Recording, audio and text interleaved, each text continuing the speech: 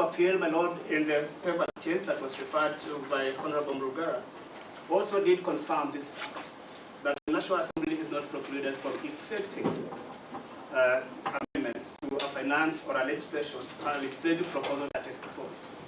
My lords and my lady, it will take away the legislative powers of the National Assembly if a bill is presented, the National Assembly must pass it as it is. It will even negate the principles of public participation, because why would you have public participation, my lord and my lady, if after taking the views of the public, you are unable to incorporate them into the law? That is the essence of public participation, and that is why once a bill is presented before Parliament, it's forwarded to the committee, the relevant committee, to collect views, and thereafter incorporate views collected from the public into that law. And therefore, our submissions, my lords and my lady, is that the alleged provisions, or rather the impugned provision that alleged to have been slipped in, all emanated from public participation. And my lord, I will refer you to our further affidavit sworn by the clerk of the National Assembly, Samuel Njoroge, on the 17th day of August. And I will refer you, my lords and my lady, specifically to paragraph 74 of that affidavit. We have done a table, my lords and my lady, demonstrating how each and every clause that was added to the Finance Bill 2023 came about. They were all as a result of public participation. We have pointed out the particular stakeholder that submitted the views and recommendations and were taken into account by the National Assembly. And therefore, my lords and my lady, we are submitting that the alleged provision, or the impugned provisions, were all as a result of public participation. There was no any slip provision. And in fact, my lords and my lady, none of them were introduced at the third reading as it was alleged. They were all made in the committee. And you will hear, my lord, the petitioners referring to the committee's report. That is an indication, my lords and my lady, that they were as a result of the public participation that was undertaken by the departmental committee. And therefore, my lords and my lady, we submit that none of the provisions, none of the impugned provisions were selected as is alleged by the petitioners. The third issue, my lords and my lady, briefly, is whether the laws amended through the Finance Act falls into the category of money bills. My lords and my lady, I will not belabor the point. It has already been submitted by my seniors. I will just emphasize that all the laws amended through the Finance Act fell squarely within the provisions of Article 114 of the Constitution. To give a brief example, the amendments to the Kenya Roads Boards Act, the amendments that were introduced to the Kenya Roads Boards Act was a requirement that the board submits a collected annual roads program together with its estimates. It has a direct connection with revenue. The amendment to the Alcoholic Drinks Act, the amendment that was introduced through Section 86 of the Act, a person shall not sell or manufacture or distribute drinks at a price below the minimum input.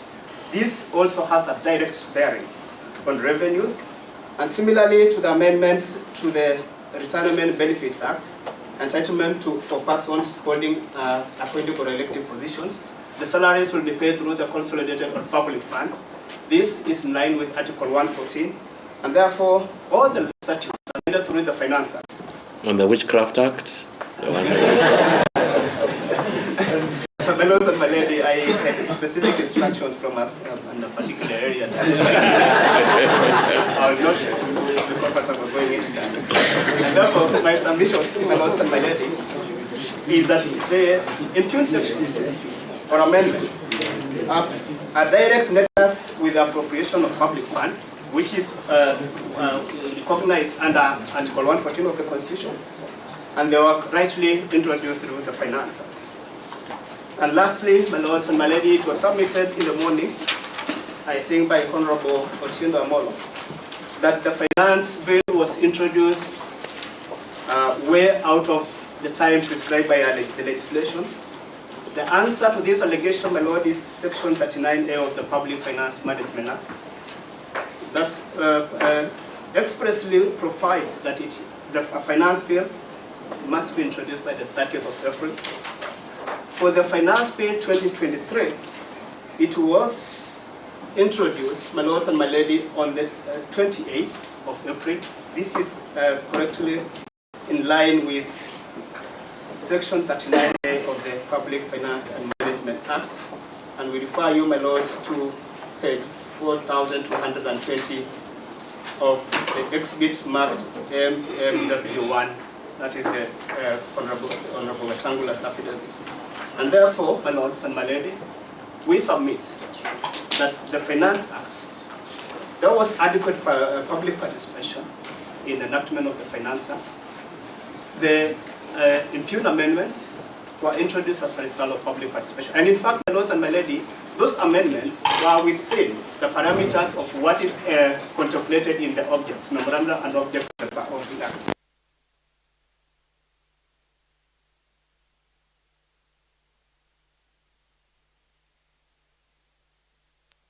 The laws amended through the Finance Act had a nexus with finances, and therefore falls squarely within Article 114. And therefore, my lord, we submit that the petitions before court are without merit, and we urge you, my lords and my lady, to dismiss them.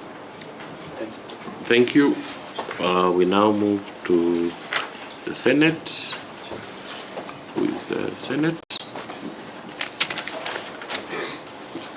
Thank you, my lord. For the record, my lords, my name is Cecil Miller for the Senate. My lords, I'll deal with just one particular item, and that is whether the Finance Act 2023 was a bill concerning the county governments within the meaning of Articles 109, 110 of the Constitution of Kenya, thereby requiring it to be passed to the Senate. My lords, the basic relationship in the assignment of legislative roles between the National Assembly and the Senate is contained in Article 109, 110, and 114. I don't wish to belabor those articles, my lord, but the most important thing that we need to bring out is Article 110, subsection 3. That is the start of everything. My lord,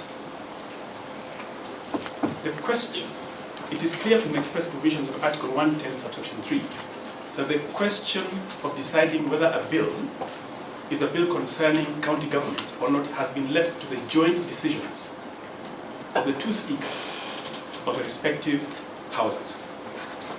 It is clear that the decision must be made before the bill is considered by either house. My lords, that's very critical. Now, my lords, if you look at the paragraph 16 to 21 of the affidavits of the third and fourth respondent, and paragraphs 8 to 18 of the affidavits of the second interested party, my lords, you will see that both the Speaker of the Senate and the Speaker of the National Assembly have both sworn affidavits confirming that they jointly resolved the question as to whether the finance bill concerned county governments. Having done that, my lord, then it means that the two speakers complied with the duties expected of them of Article 110, subsection 3 of the Constitution, as to whether or not, that's the point, my lord. Now, moving forward on that, if I now go to the case of Civil Appeal E-084-2021, and that is the case of Speaker of the National Assembly and another, and Senate and 12 others, the issue of concurrence was a condition precedent under Article 110, subsection 3. It was further held, my lords, in that authority that when and how that concurrence process arose and was undertaken is not the area of competence of the courts and is governed by the standing orders of the two houses, unless, of course, my lord, it was done in a very absurd or manifestly wrong manner. Now, my lords, I'd like to refer you to Standing Order number 128 of the Senate that provides as follows. Whenever the Speaker receives a communication from the Speaker of the Assembly seeking concurrence that a bill concerns counties, including concurrence that a bill is a special ordinary bill in terms of Article 110(3) of the Constitution, or that a bill originated in the Assembly does not concern counties, the Speaker shall convey his or her decision to the Speaker of the National Assembly within 7 days of receipt of that communication. Now, what happened here was the Speaker of the Assembly made his communication on the 2nd of May 2023, and the Speaker of the Senate communicated his concurrence on the 3rd of May 2023, within 7 days. What we're submitting there, my lords, is that the issue of concurrence was therefore achieved within the parameters of the Constitution, and the speakers concurred, and it was concurred that it was not a bill concerning county governments. It was a bill to raise revenue to fund the 2023-2024 budget, and did not therefore, we submit, require passing by the Senate. My lords, the objective of the finance bill is to raise taxes, to finance and implement the budget of the national government. Since its objective is to raise revenue for the national government, it cannot be said to be a bill concerning county governments. My lords, there is the test, the well-known test of the pith and substance test, as defined by the Canadian case of R versus Montella, 1993. And when you apply that test, which is also spoken about clearly in our jurisdiction, my lords, in Civil Appeal E084 2021, that I've just mentioned below, that defines the test, it becomes very clear. And very, very clear, and again upheld, my lords, the same test upheld by the Pevans case, where it says clearly that the imposition of taxes is a function of the national government, and it was therefore not necessary to involve the Senate.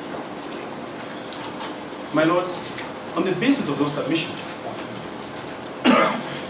the second interested party submits that the petitioners have not shown that the Finance Bill 2023 was a bill requiring the involvement of the Senate, and to this extent, this petition should be dismissed, my lords. Thank you. I just wanted to ask one question. Are you saying that the decision of both speakers is conclusive? Yes. That the court cannot inquire into it, that they can in fact concur to say that a bill which on its face is a county bill is not a county bill, and the court will raise its hand and say, well, they have concurred? My lord, that's exactly the point that is brought out in Civil Appeal E084 of 2021. Okay. Yes. Thank you. Thank you.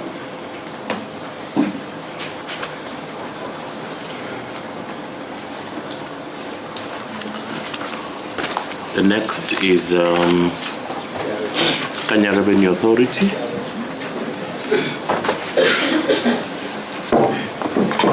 May I please the court? Yes. Mohoro Kiriri is my name. I appear with my learned senior, Mr. George Ochieng and Kelvin Joma.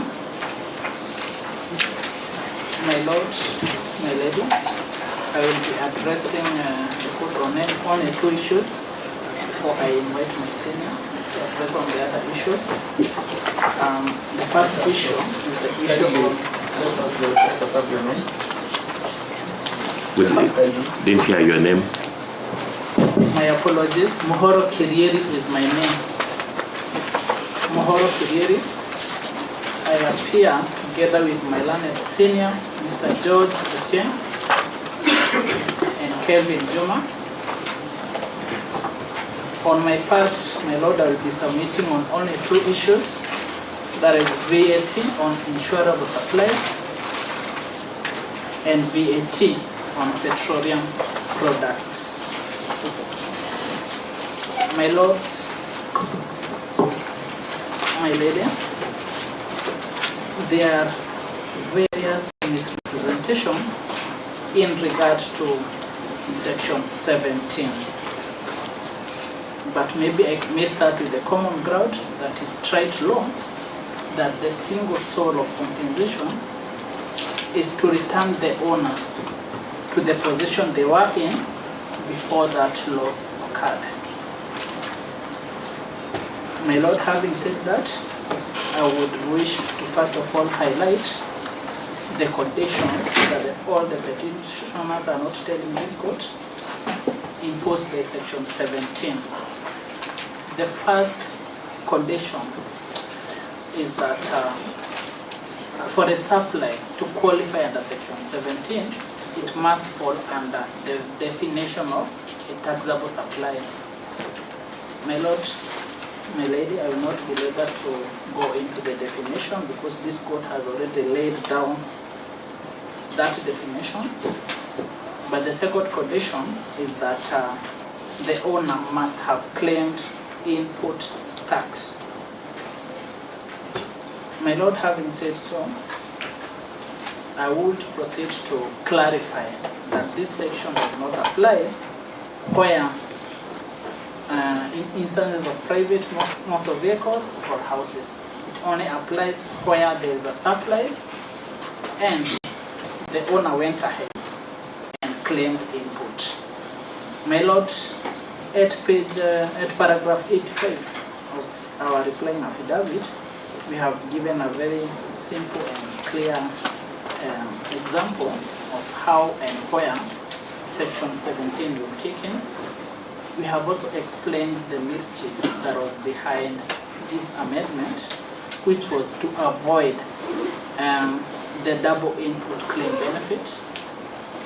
We humbly invite you, when you retire, to look at that explanation, where before this amendment, the owner of the goods, because it's not only motor vehicles, it has been claimed, the owner of the goods would benefit twice from the input claim. The remedy given by this section is that if they have claimed the input, the government will now be able to collect that input. The example is very clear. My Lord, on the second issue, that is VAT on petroleum products, the only reason advanced by the petitioners was that the same is oppressive and overwhelmingly and gives an overwhelming burden on the taxpayers. It's a humble submission that one, this is a policy issue which ought to be dealt with by the National Assembly at the national level. It's also a humble submission that the mischief that was being sorted by this amendment was the issue of market distortion, my Lord, my lady. Prior to this amendment, my Lord, my lady,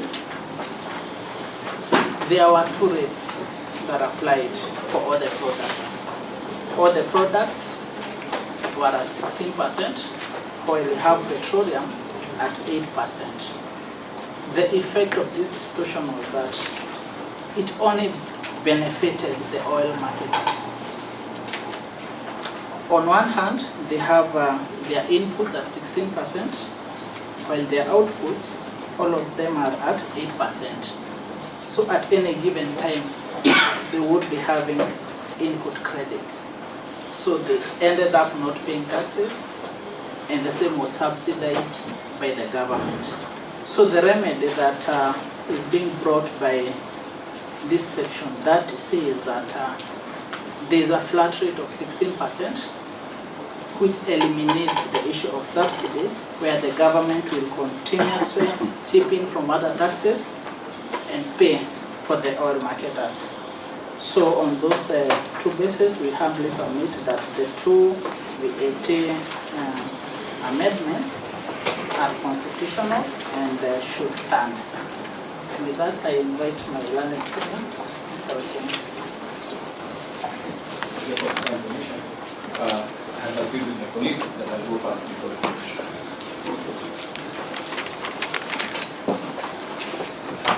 With my lady and my lord's kind permission, I am Juma.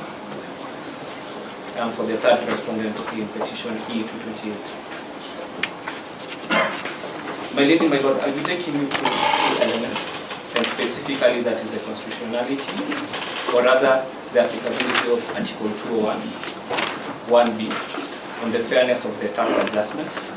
My lady, my lords, when I make reference to tax adjustments, I mean to the tax, to the percentages that have been adjusted, whether the same is equitable, and secondly, I'll be making reference to whether the tax adjustments impugn Chapter 4 of the Constitution. On the first issue, my lady, my lord,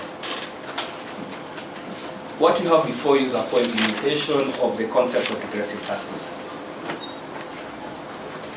My lady, my lord, a regressive tax cannot be implemented generally or broadly, in the sense that both excise duty and VAT duty, both excise tax and VAT are consumables. They are based on consumption.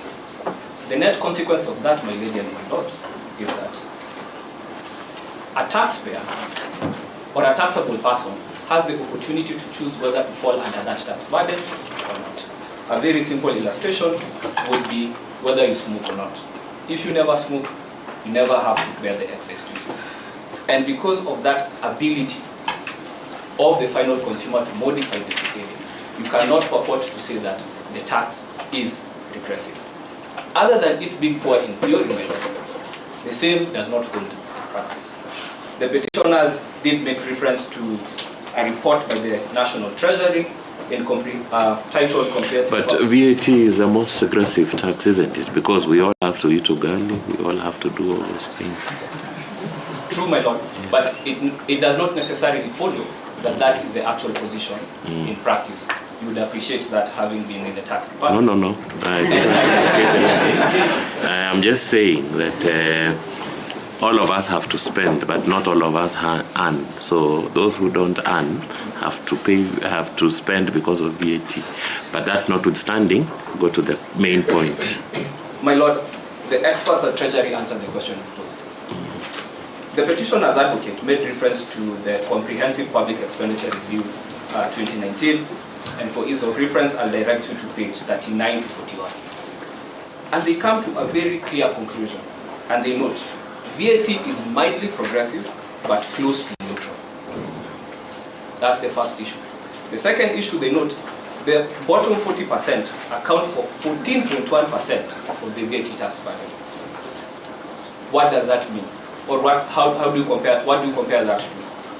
The share market is 14.1%. So the idea that this VAT is regressive or there's an overwhelming burden on the lower cadres does not hold either in theory or on the empirical evidence that's before this court. My lady, but the feelings? Pardon? Feelings. I will not submit on that, but my only conclusion will be the courts have already spoken in Mumo Matemu without clear specifications on the constitutional infringement. Then you cannot find that there is inequity. On the second issue on whether VAT and excise duty rate adjustments infringe Chapter 4. My lords and my ladies, our submissions are very pithy on that side, and I will not put you through, and not go through them in entirety, except to emphasize on two issues. One is that when it comes to VAT, you have to take cognizance of the fact that no two industries and no two products operate in the same market conditions.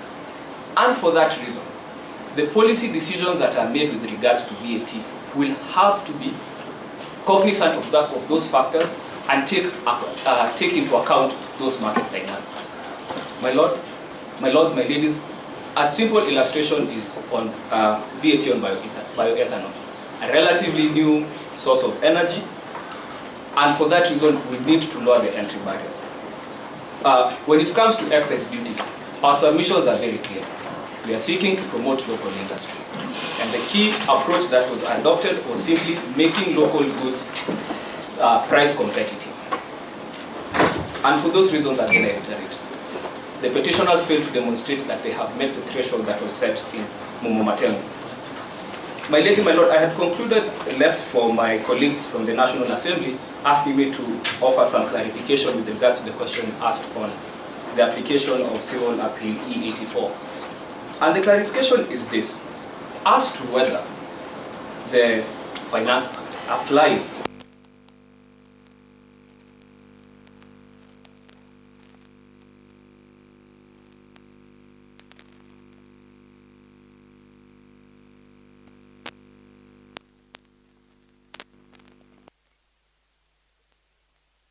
in Civil Appeal E84, the Court of Appeal is very clear that given the unique nature of the Finance Bill or Finance Act, it would be improper to have Senate participate in its enactment for the reason that it might create an impasse as the one that we face today. Be that as it may, as good practice, my colleagues at the National Assembly informed me that they did contact their colleagues at the Senate and they did find concurrence. And as I conclude, my lord, yes, this court could interrogate whether the decision by the Senate is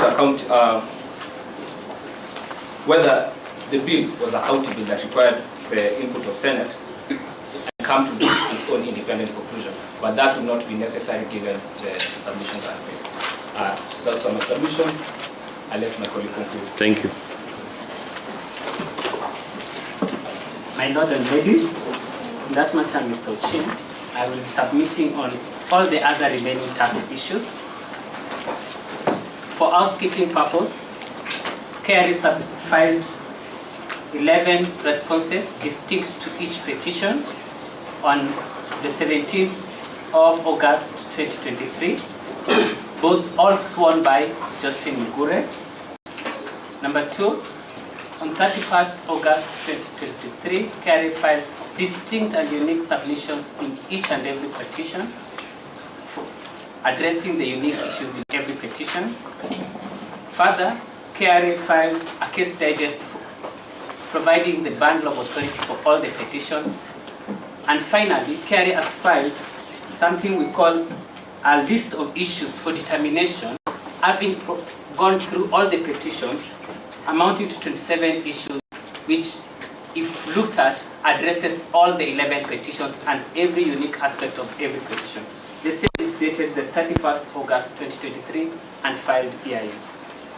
I will start by addressing the issue of Section 7 of the VAT of the Finance Act, which in the LSK petition you're being told that restriction of utilization of withholding tax upon tax adjustment is unconstitutional. The one thing they're not pointing out to you is that that provision provides clearly that that restriction will only happen upon tax adjustment in regard to that transaction. What does that do? That means that at what point do tax adjustment take place? If you make a frivolous or unsupported claim. You are being told if you make that claim with regard to a transaction involving a foreigner, because the court should appreciate that for transactions involving foreigners, Kenya and KRA can only see the payer, the person in Kenya. The other person is outside jurisdiction. So you are being told if for any reason you are caught to have done a fictitious claim, then any withholding tax which you had made with regard that the 2%, 20% you have withholding that will be the penalty for attempting to defraud the government. Nothing is wrong with that. LSK will tell you that that amount to double taxation, but this is a penalty for attempting to commit an offense. You'll notice that tax laws have different penalties for different provisions. But for this particular provision, you are being told per transaction, if you lie, you are caught. If you are caught for 1 million, but you are withheld 20,000, this 20,000 will not be used. You will not use it to claim your expense, because initially, what people are doing is the only person in Kenya, the person in Kenya is caught is just once he's caught, the same amount he uses to claim as a tax expense. So you're being told, no, you won't claim that, making it a penalty. Nothing is wrong with that, nothing is unconstitutional about that. We go to the next provision, my lord. LSK and all the other, LSK petition number 211, petition number 217 are telling you that section 33A of the Finance Act, which amends section 17.2 of the VAT Act, and changing the word or to and, this has to be read with the other provision where section 23A has been amended to provide for electronic tax system. And this one, you'll find it mainly in petition number 217, wherein they claim that both LSK and 217, these provisions have to be read together. Why was an and changed to an or changed to an and? One, with the introduction of ETIMS, we are telling the electronic tax management system, the invoice is automatically reflected in your ledgers. As long as you use ETIMS, which is now prescribed under section 23, if that you use it, it automatically allows the invoice to be in your ledger in the other hand.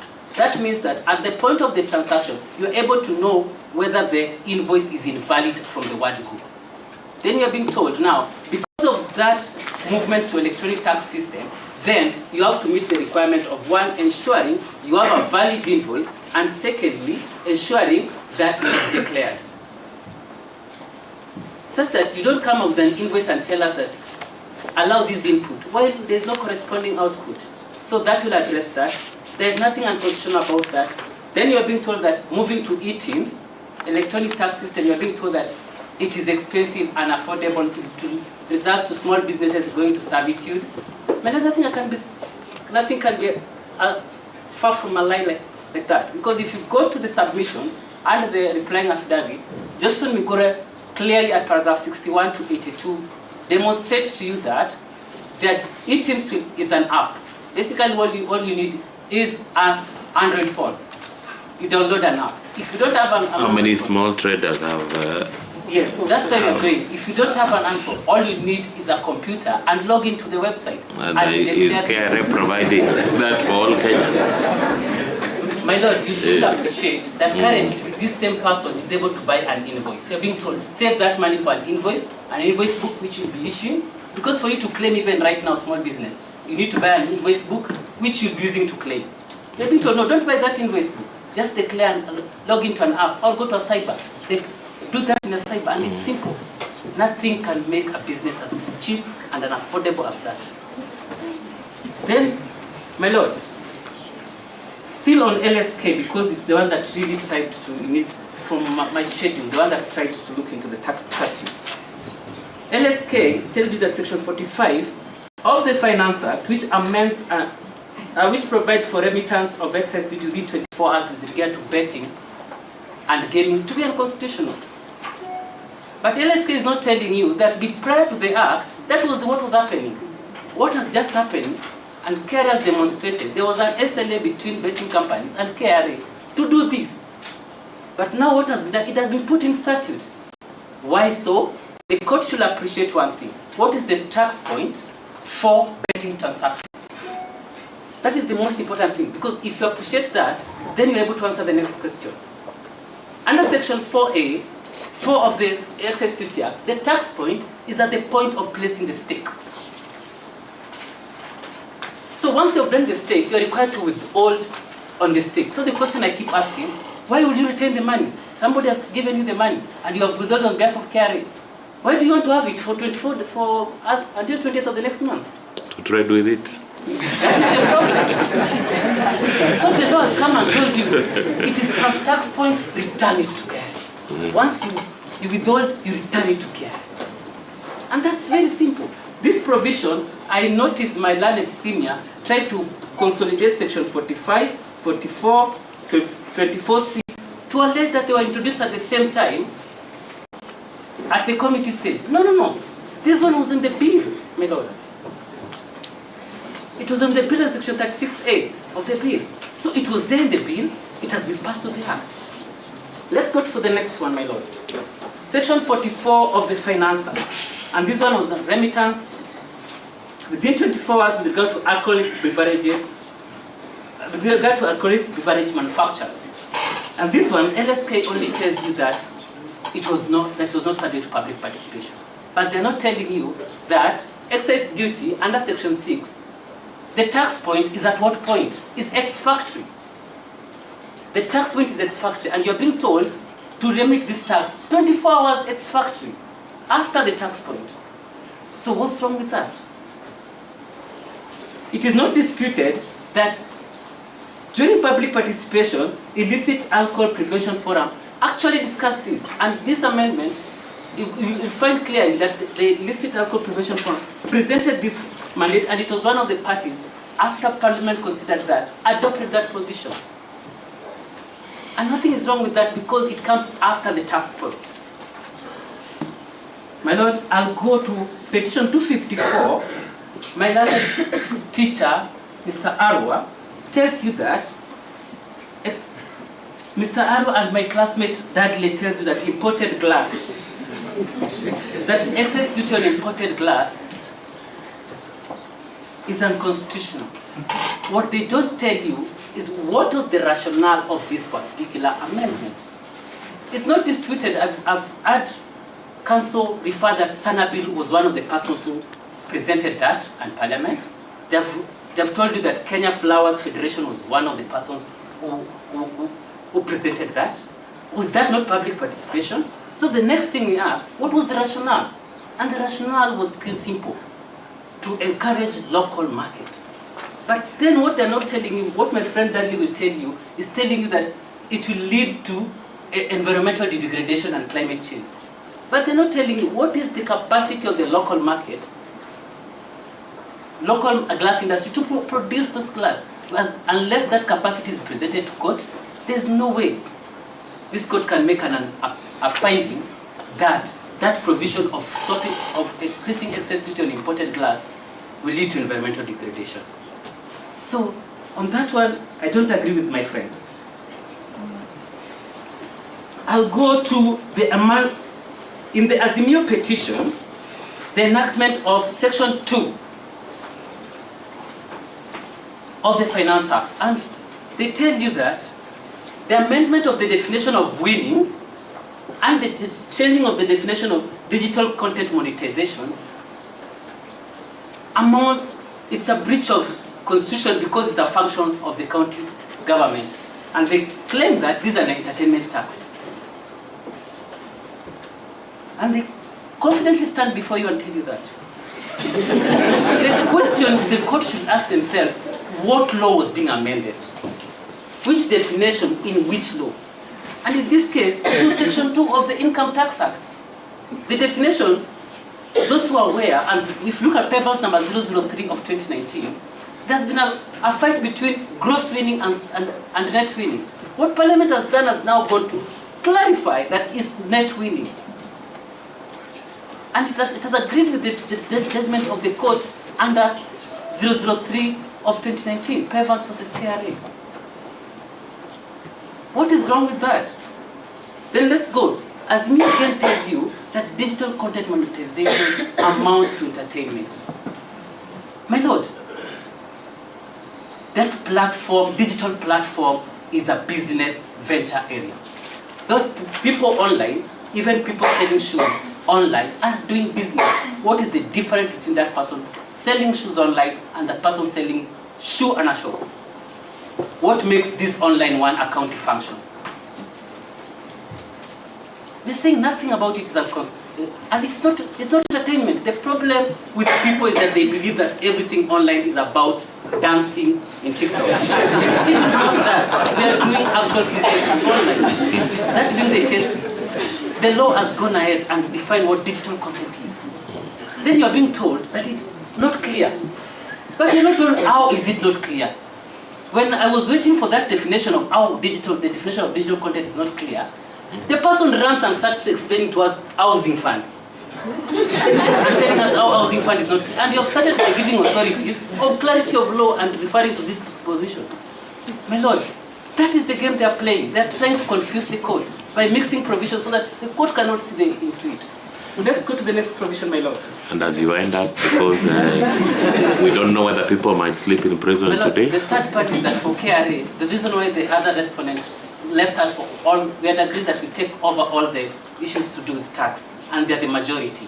And So you we have can- made submissions on them, I believe. Yes, so I'll go to the next, I'll try rush to through the rest.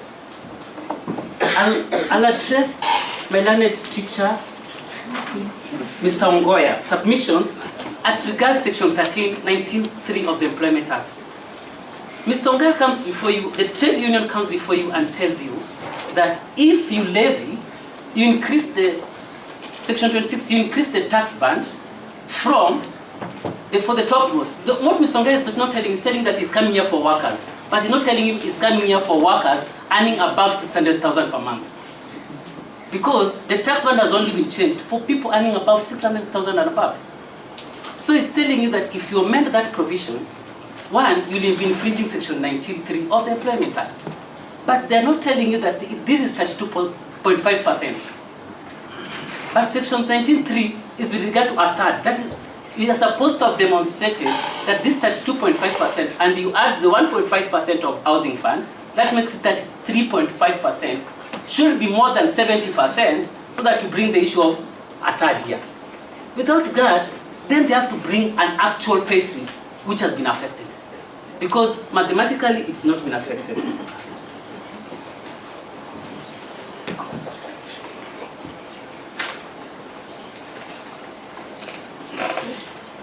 My lord, finally, I will address the issue with regard to staple food. In the Clement case, my lord, I'm a little bit disappointed with counsel on this because paragraph 20 has been repealed, has been removed. But the council has not taken part and noticed that paragraph 22 contains the same provision, my lord. The reason paragraph 21, it was introduced in 2018, it was for a period of 6 months. But subsequently in 2021, they introduced the same thing and removed the timeline and put it at paragraph 22. So this was simply a cleanup.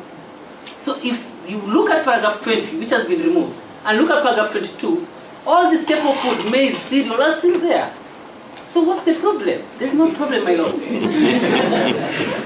My lord, I'll rest it at that point. I've been reminded to address the issue of transfer pricing, but it was the first issue I addressed when I was talking about digital tax adjustment. It was tax issue. From that, my lord, I will rest at that point and seek that all the provisions of tax that have been brought before you, KRA has not only provided the provision, but rationale for the provision. And that being the case, they are all proper, and we seek that in this code uphold them to be proper in law when looking at the petition. All the petition.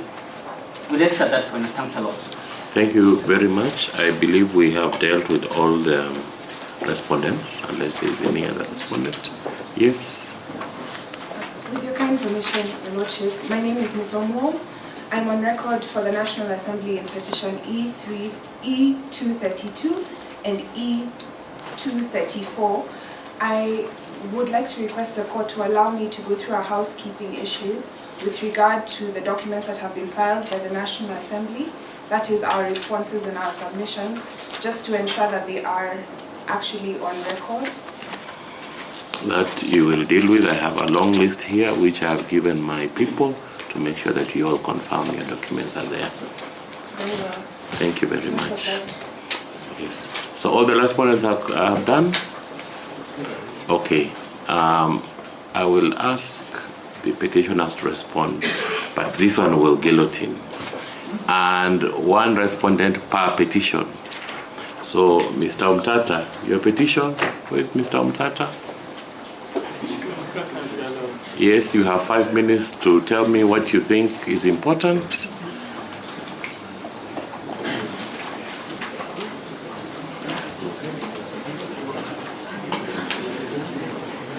And it is only on matters of law and not repeating what has already been said. And probably the only thing that is worrying me is that issue that the speakers can agree that what is a county bill is not a county bill. Maybe just explain it to me. No, sit down. Yes, Your Lordship. I think that matter was settled in by the Supreme Court in the CDF case. Okay. Where it said that much as the concurrence of the Speaker carries weight in the Constitution, a court can be invited to review it. It's open to judicial review. It's not final in the sense, otherwise it would make nonsense of Article 165(3) to D2 Roman, and also to make a nonsense of Article 2(4). So it is justiciable. Okay, so you have your 3 minutes now. Yes, Your Lordship. The question of estimates. The revenue estimates were submitted in the form they were submitted, although they did not conform with the requirement of the Public Finance Management Act. But they were never considered and they were never turned into law. And Parliament does not act through reports. Parliament acts through legislation. The revenue estimates were never reduced into a bill. They ought to have been part of the appropriation bill under Article 221, Clause 6, which refers to the estimates of expenditure being included in the appropriation bill. The estimates of expenditure don't form the appropriation bill.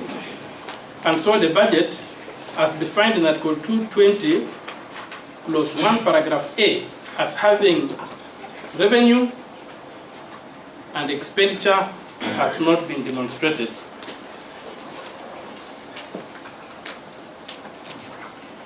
In terms of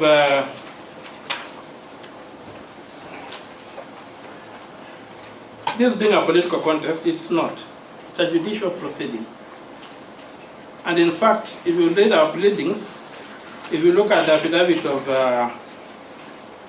Bernard Muchere, even before there were invitations for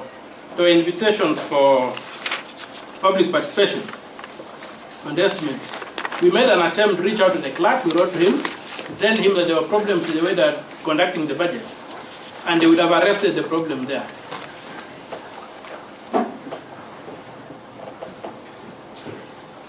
My Lord, we have a country that has been sworn to uphold the due process. All pleadings to that the end justifies the means. The means are unconstitutional. Whatever is done must be constitutional, be it taxation and anything else. My Lord, in our pleadings, in the petition, we demonstrated that the standing orders of the National Assembly do not allow for substantive amendments to take place after the committee stage at the third reading. And that's underscored by Article 114, Clause 2, which requires that such amendments can only be done with the concurrence of the Cabinet Secretary for Finance. Before you, there's no evidence of that. Because any amendment to the Finance Bill requires the concurrence of the Cabinet Secretary. And Article 114, Clause 2. As for concurrence, my Lord, there was none. The letters that were uttered were falsehoods. The only letter that is correct is the letter that was written protesting that there was no concurrence, which the Speaker was forced to withdraw. That letter was copied as is required by law to all senators, through our leaders. But the letters purporting those concurrence and withdrawing all other letters, none is copied to the senators. It's also important to note that communication from the National Assembly under the standing orders of the Senate is copied to each senator. These letters were not. They were an afterthought to try and arrest the situation, but there was no concurrence. But most important, there has been no response to the articles that I pleaded that made it mandatory for the Senate to participate in the budget-making process in Parliament, including Article 249, Clause 3. The participation of the Senate in the budget making process is not dependent on the concurrence of the speakers. It is ordained in the Constitution under Article 249, Clause 3, whereby the Senate, as part of Parliament, must allocate adequate funds to Chapter 15 entities, whose estimates of expenditure are considered together with the estimates of the executive and Article 221, and those of the parliamentary service. So it will be, and also the fact that the Senate upholds, ensures equitable, under the principle of devolution, Article 201, Article 174. It is clear that the respondents have not responded to that issue. They have also not responded to the contents of the Appropriation Act, which even allocates funds to county governments. How can it not concern county governments when it's allocating funds to county governments? So, my Lord, the point is, what it is a bill concerning county government is defined as one having a provision. So if there is a single provision in a bill concerning county government, then that provision makes the entire bill to be a bill concerning county governments. And where such a bill is not taken to the Senate, it cannot be cured later on. Even if the court decided to annul the particular provision that affected county governments after the bill had been enacted. So it's my submission that both the Appropriation Act, for lack of estimates of revenue, and for failure to be subjected to the Senate, is a nullity, ab initio. It's also my submission that the failure to include, to subject the revenue estimates to public participation under Clause 5, 4 and 3 of 221 also voided the entire budget estimates, and the respondents have not been able to demonstrate to this House how there was... To the court. To the court. Sorry, my Lord. I'm guided. I've been able to demonstrate to this court how the estimates of revenue that were presented to Parliament found their way into the law so that they could then be a basis for passing a finance bill to collect those revenues from Kenyans. The finance bill does not contain estimates of revenue. And finally,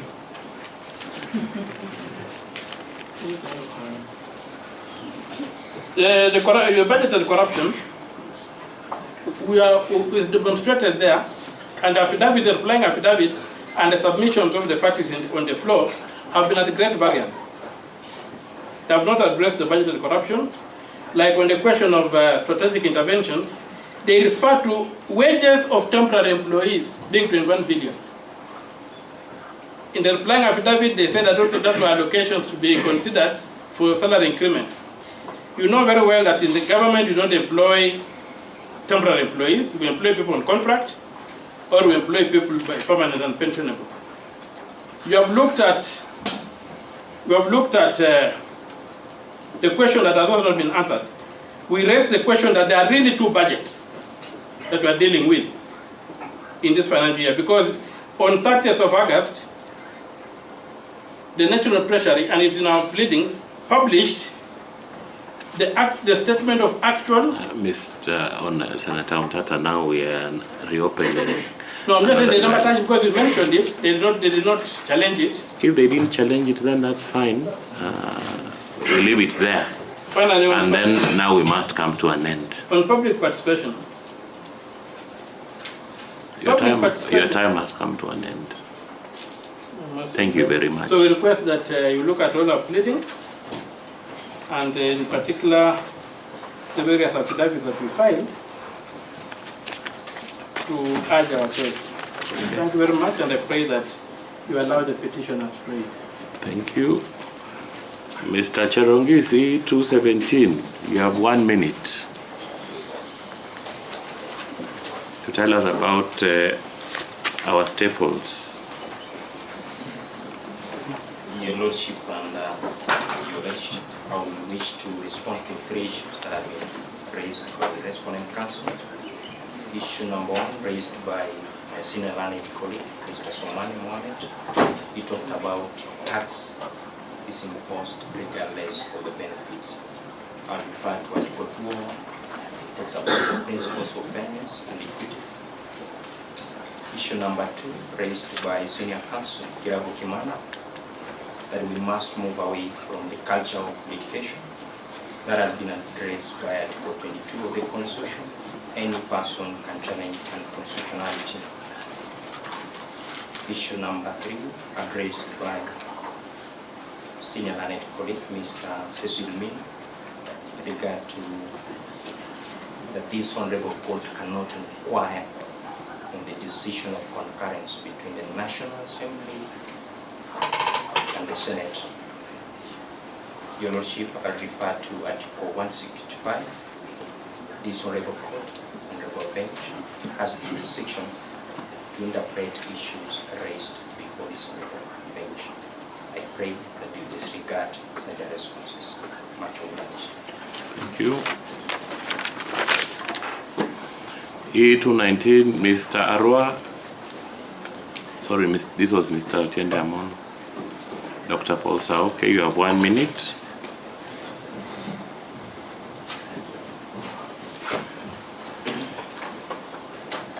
My Lord, I'd like to respond to 2 issues. Name? My name is Ometo.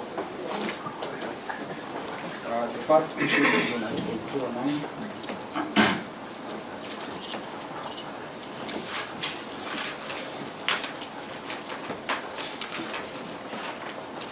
My Lord, it was submitted by the respondents that only the national government can actually impose the housing levy. And in response, my Lord, we have heard that the same is actually not true. When we read Article 209, it provides that only the national government may impose the taxes that are listed in Sub-Article 1.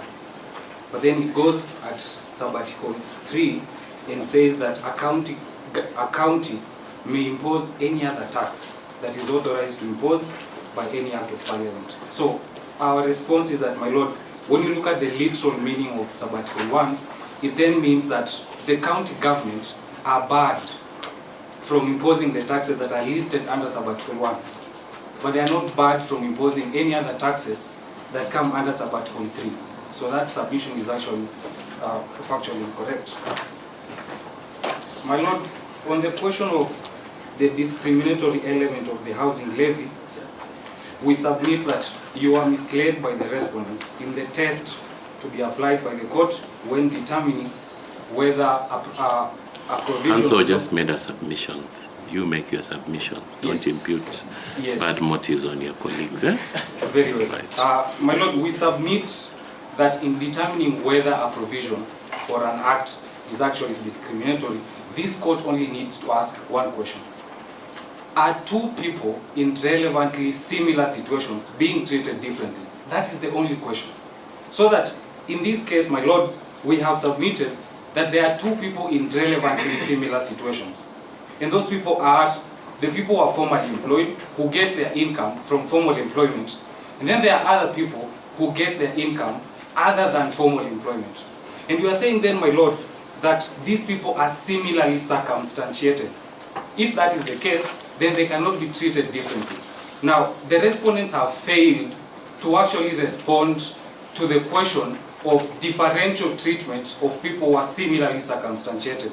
And my Lord, we refer to the decision of John Kabui Mwai versus the Kenya National Examination Council, which provides, if juxtaposed with the current situation, provides a clear outline of how a court is supposed to interpret the current situation. Because in this case, you have 2 people. These are privately schooled children and then publicly schooled children. And the court is saying that when you look at publicly schooled children, my Lord, they go through certain difficulties that make it impossible for them to perhaps get the same results as those who go to private schools. For that case, then when proceeding to the next level of education, NEC, you are not only requiring for them to be judged based on merit, but you also look at certain other things. Now, the differentiation in this case had a legitimate purpose, which was to equalize the differences between the public and the private students. So in this case, the question to be asked with regards to Article 24 mentioning a legitimate purpose being one of the considerations before the court is there a legitimate purpose for differentiating between formal employment income and income from other sources? It's not the legitimate purpose of coming up with affordable housing. So, my lord, you are not being asked to determine whether the affordable housing program is actually proper. That is not the question that the petition has raised before this court. The question is there any legitimate purpose for differentiating between the two people? That is all, my lord. Thank you. Law Society of Kenya.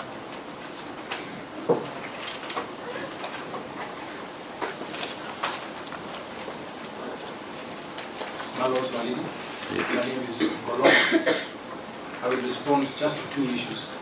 First, you have been informed and misinformed, if I may say, that the question in issue with respect to the retrospective application is with regards to the fact that the Kenya Revenue Authority allegedly had the power to collect the tax or the levy from 1st to the 9th, within the 9 days of the preceding, of the next month.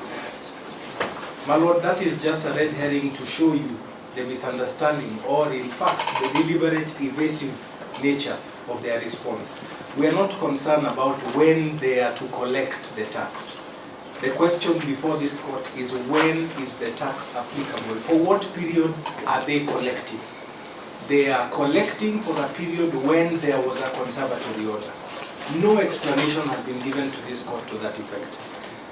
Secondly, your lordship and your ladyship, on the issue of public participation, it has been suggested numerously by several respondents to this court that the constitutional dictates of public participation, or rather what the petitioners are inviting the court to do, is to set a marking scheme, whether the National Assembly passed in as far as public participation is concerned. Nothing could be further from the truth. What we are saying is that the Constitution is the marking scheme. The case of BAT in the Supreme Court provides, has distilled the issues and provided the threshold. What we are asking this court to do is to consider whether the National Assembly has passed that threshold to meet meaningful public participation. My lord, my learned friend and colleague from KRA went on ahead to raise issue with why the Law Society is challenging the position of payment of excise duty on alcoholic beverages. And my lord, the misunderstanding there is not the rationale that we are challenging. It is at the point where this introduction was made. What my lord and my ladyship must answer is whether it is constitutional to increase or expand the meaning of amendments, allowable amendments, to new introductions.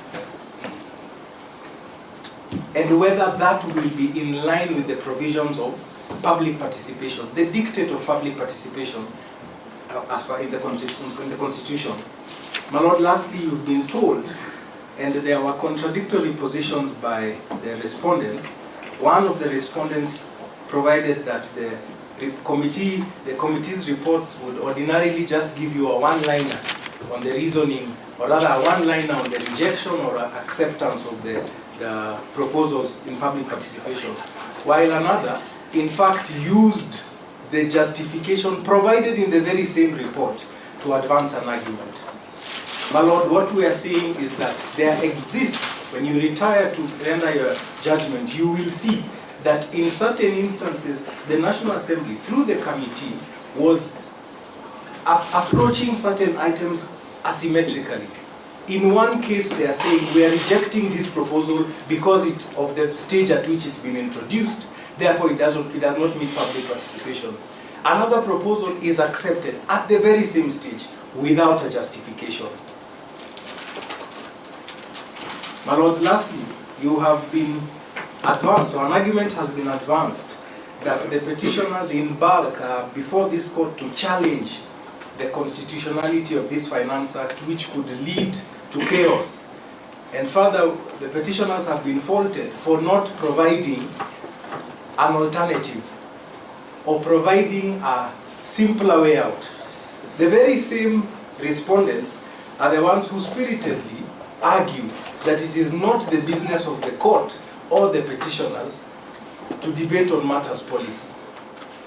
My lord, our simple answer is that it is not the business of the court, and we agree with them. Nor is it the business of the petitioners to inform the respondents on how to craft policy or enact the same. The same is provided in the Constitution. Their marking scheme is the Constitution. That is all, my lord and Amir. Thank you. E227 of 2023, Azimio la Umoja. My lords and my lady, with your kind permission once more. Now, in my brief rejoinder, firstly, on the question of concurrence, I refer the court to Article 165(3)(d), which grants this court jurisdiction to determine the validity of anything done under the Constitution. Then secondly, I submit that Standing Order number 128 does not in any way host the jurisdiction of this court. And in fact, if you look at Article 165(5) of the Constitution, that is the only instance in this Constitution where the jurisdiction of this court is hosted. And it is express and specific on those instances. And more importantly, my lord, I will refer the court to the CDF decision by the Supreme Court, more specifically paragraph 75, where the Supreme Court stated as follows: we agree with the reasoning adopted by the High Court that while concurrence of speakers is significant in terms of satisfaction of the requirement of Article 110(3) of the Constitution, it does not by itself host the power of this court vested under Article 165(3)(d), where a question regarding the true nature of legislation in respect to Article 110(1) is raised. Secondly, my lords and my lady, on the question of non-joinder of counties, first, I refer the court to Rule 5B of the Constitution of Kenya, Protection of Rights and Fundamental Freedoms, Practice and Procedure Rules 2013, which says a petition shall not be defeated by non-joinder of any such party. What I understood them to be saying is yes, that the counties, they don't want to join because they are happy. Not yes, that these proceedings are fair or otherwise. It's just that the counties, yes, that's what I understood. Yes, my lord, yes, I'm coming to that. Yeah. Now, my answer to that is the fact that counties are not complaining does not mean that the acts are valid. Again, under Articles 22 and 258 of the Constitution, every person has a right to approach this court in defense of the Constitution. Again, my lords and my lady, you've been told that there is an intergovernmental understanding between the parties, between some of the counties. Now, to address that issue, I submit such an understanding cannot be used as a basis to amend the Constitution or to transfer such functions. My lords, Article 187 is clear on the transfer of functions and powers between the counties. That is the procedure laid out. Now, I submitted at length on the principles of taxation. Now, I'm addressing the question on the discriminatory nature of the housing levy. My lord, I submit, and I'll refer the court back to my bundle of authorities, And I go back to the basic principles of taxation as pronounced by Adam Smith. And for this proposition, I'll refer the court to article number 9 in my bundle of authorities. That is an article by Hennek Dupree. It's titled Constructing the Fundamental Principles of Taxation Through Triangulation. This is the ATA Journal of Legal Tax Research. And I lay emphasis on the maxim of taxation, which touches on equity and fairness. So that taxation and the taxing burden is a shared responsibility, and hence the principle of equity and fairness ought to cut across, so that it should not be discriminatory for a tax to be imposed only on a particular category of citizens. Any socialist writers apart from Adam Smith?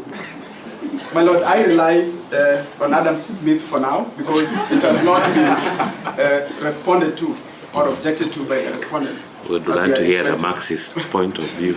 Of course, on a light note. I still get it, my Lord.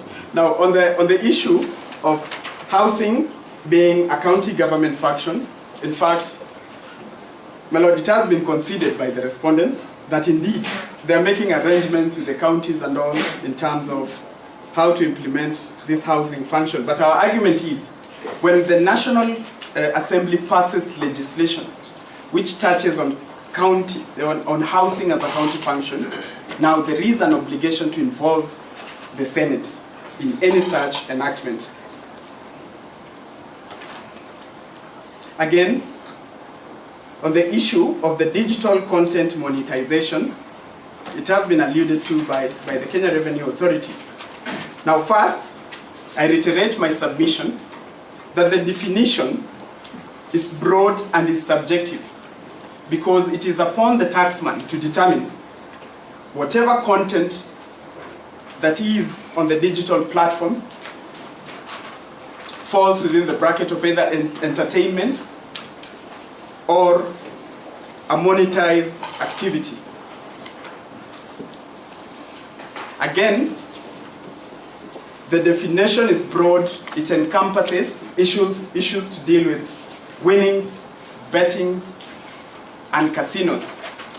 And if you look at the 4th and 5th schedule, winnings and bettings, these are functions of the county government. And hence, this particular provision ought as well to have been subjected to the Senate as it touches on the functions of the county governments. Again, a good example, my colleague cited TikTok. Lastly?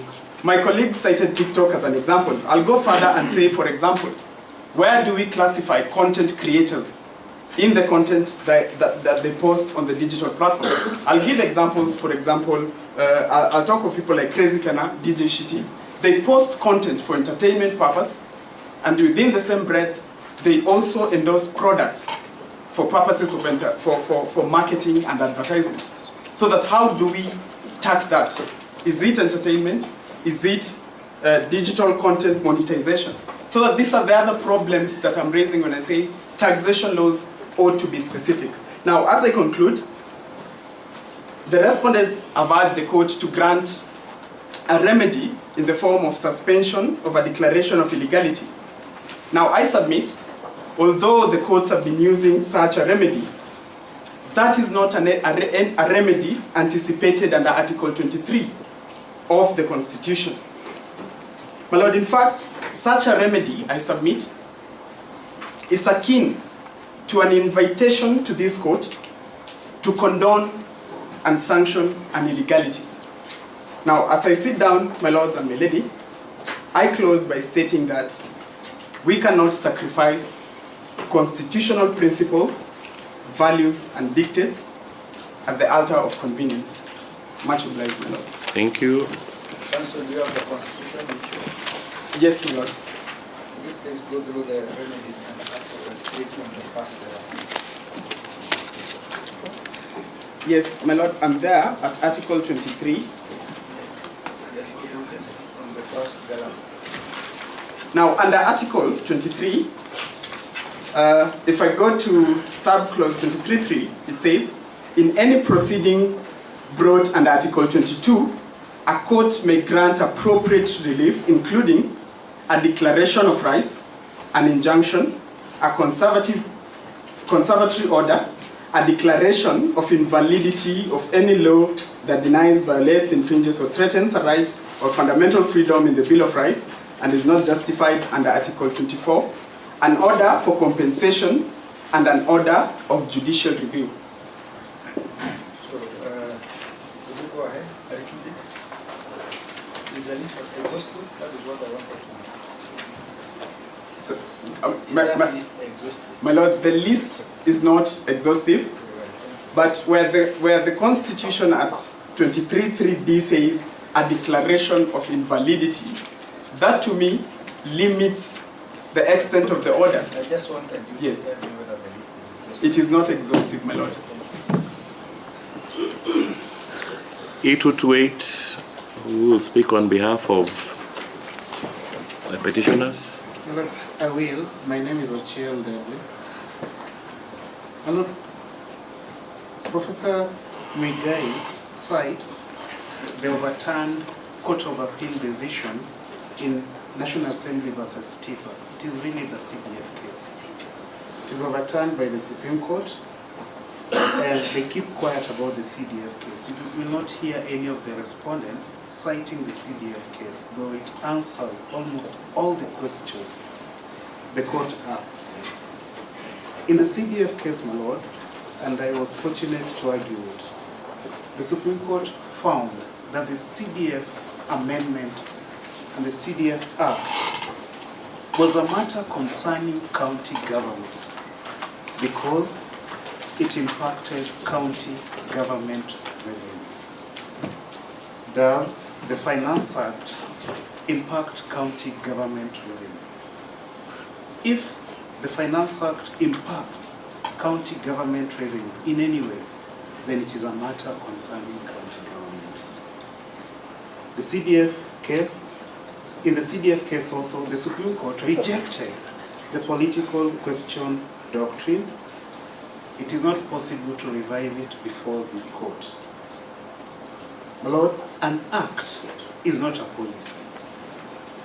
Still, policies are justiciable under Article 10 because any person formulating a policy must follow the Article 10 pathway. Who determines that Article 10 was considered in formulating the policy? It is you, under Article 165, as anything done under the Constitution. My Lord, the pith and substance test invented by the Court of Appeal in Pevans must yield to the three binding decisions of the Supreme Court on the meaning of matters concerning county government.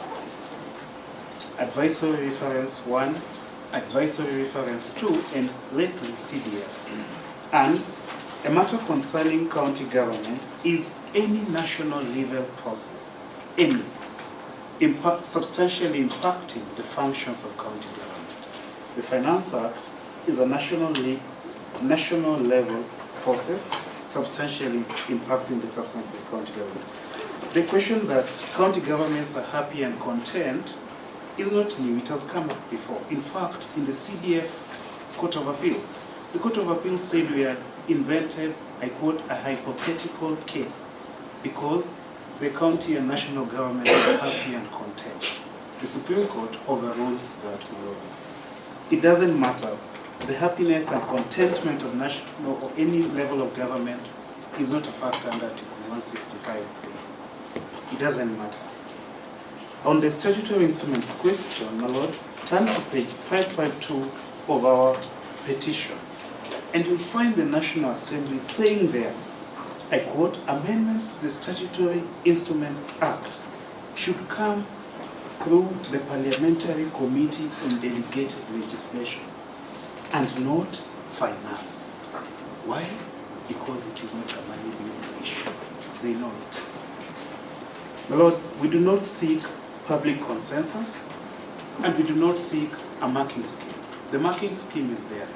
in all the decisions this court and the Supreme Court have given, and Court of Appeal in Robert Gakuru. My Lord, look at the fifth Muikol principle. It says that there is no duty to accept the views given as dispositive. What is there? A duty to consider in good faith all the views received as part of public participation. My Lord, when you have 44 views with a blank against them, not indicating what was done to those views, the fifth Muikol principle is violated. When Okoa Uchumi gives 57 submissions and only 4 are recorded, the fifth Muikol principle is violated. It is violated when views are marked as rejected without a reason. My Lord, the two last issues, Honorable Murugara interprets the word introduce in Article 109 to mean first reading, second reading, and third reading. My Lord, the standing orders are judicially noticed.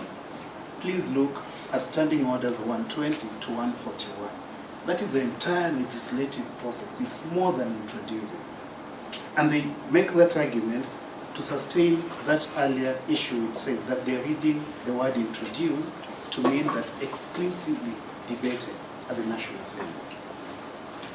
Lastly, my Lord, you posed the question about the Excise Duty Act. My Lord, look at CNV, our annexure, page 331 of our amended petition. That you'll find the National Tax Policy 2023 there, brand new.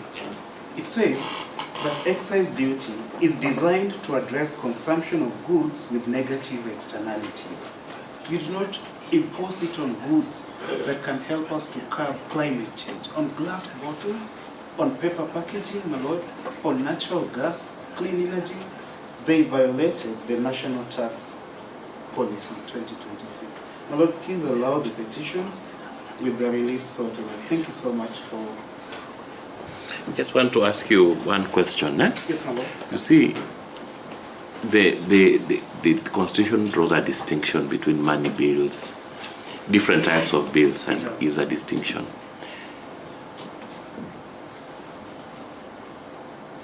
What would make, short of removing, anyway, anything concerning revenue affects the county government, isn't it? It does. Anything, whatever it is. So why does the Constitution make that distinction and say this goes through this pathway? There must be a distinction. Yes. So that you are able to say, you know, some things are either money concern counties or they don't. But if you have a situation where everything then concerns counties, then also you make nonsense of the Constitution, because it expressly contemplates that there are different type of bills, one that are exclusively for the National Assembly and one exclusively for the National Assembly. So how do you avoid that? Thank you, my Lord. My Lord, there will be bills concerning county assemblies which are not money. They can be introduced in any of the houses. Maybe Counties Public Service Act.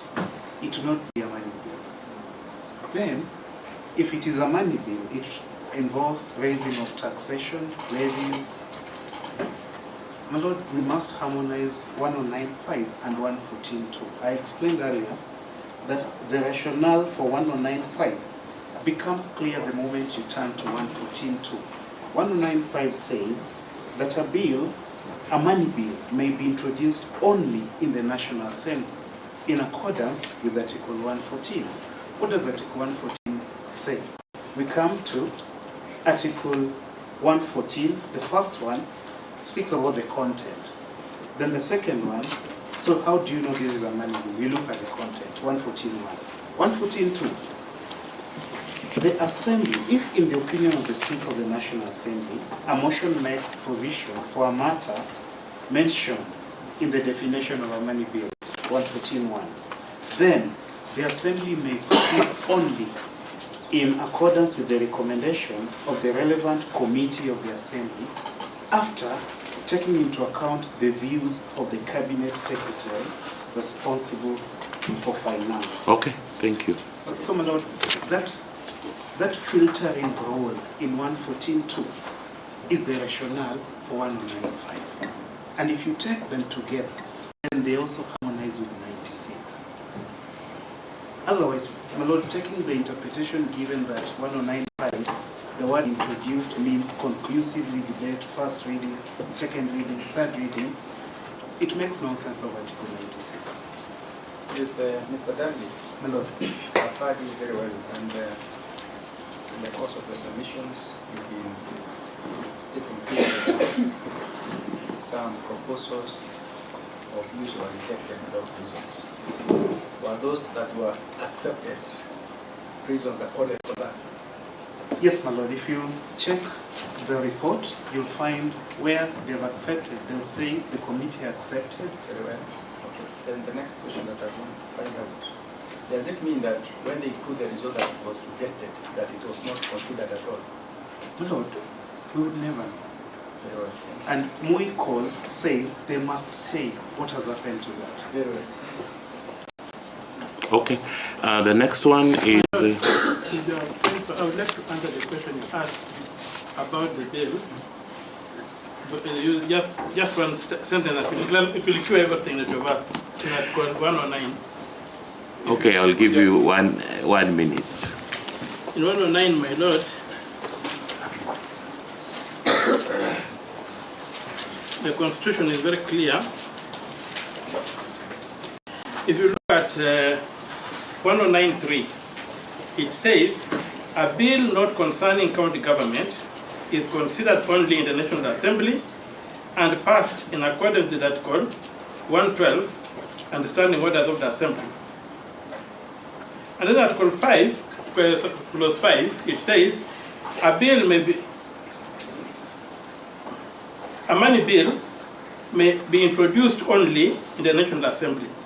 The word introduced in clause 5 and the word considered in clause 3 explains that clause 3, the Constitution highlights the fact that there are many bills that concern county governments. That's why it says it's only introduced in the National Assembly, but a bill not concerning county government is considered in the National Assembly. So the Constitution clearly distinguishes between considering a bill and introducing a bill. So that should answer the question and show that many bills are introduced in the National Assembly but can be considered in the Senate. Thank you. Thank you. Mr. Kamwara, 1 minute.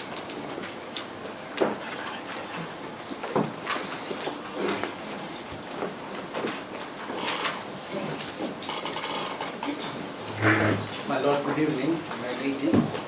1 minute with my questions. You can't make it, but... No, you just have 1 minute and now we have reduced it to 50 seconds. Well noted. My lecturer here had talked about the tax legislation and talked about the first 5 questions, that when introducing a tax, then a question will be asked, does the Constitution give power to the tax? I give in to what he said. It is true. But was this bill or was this tax, the one that you're calling the housing levy, was it properly introduced through the Constitution? I actually wish to clarify and state that this was not, because it was being introduced using the Employment Act. And that is what we're insisting on. Can just any act of parliament introduce a money bill as it is?